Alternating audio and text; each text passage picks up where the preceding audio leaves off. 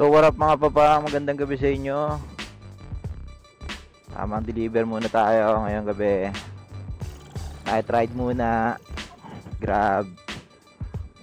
So deliver tayo ngayon dito sa sa Graceville. Medyo lubak siya, konting lubak lang naman, medyo konting lubak.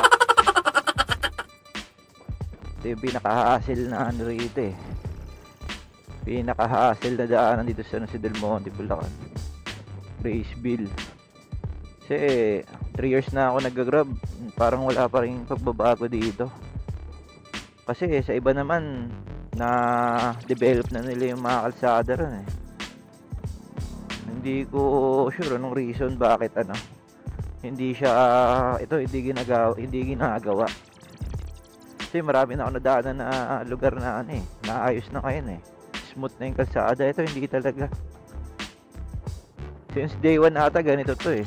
Hindi ko alam yung reason. Ano kaya sa tingin nyo mga papang? So malapit na tayo. 2 minutes na lang for 70 meters. Time check nga pala mga papang is 6:43 ng gabi. Kakabalik lang. So ayan, medyo lubak. Kaya mabagal yung natin, movement. Kasi lubak. Ayan o, nakikita nyo naman. Ayan, kung nakikita nyo dyan sa camera kung malinaw yung kuhaan natin. Kasi gabi na. Ngayon ko lang pala sinubukan to sa gabi. Sana smooth din sa gabi. Medyo delicate kasi maalog siya. Pero safe naman yung camera natin. Naka-intact naman siya dun sa screw. So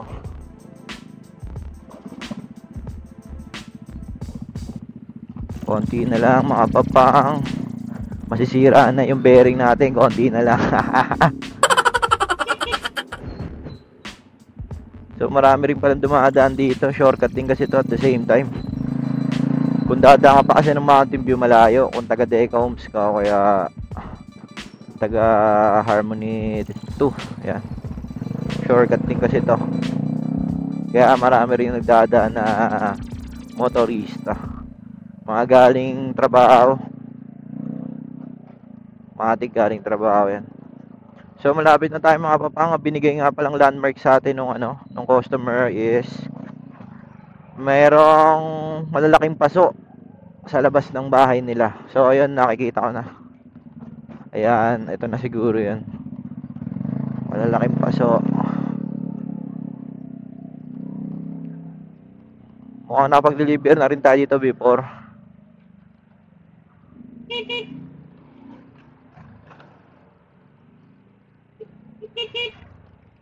Tao po.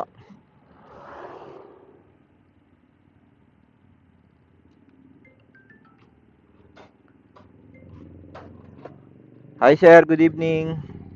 Ma'am Joby po, sir. 386 sir. Sir, ito yung pagkain. 386? Opo. Okay. Salamat sir. Sir, yung drinks.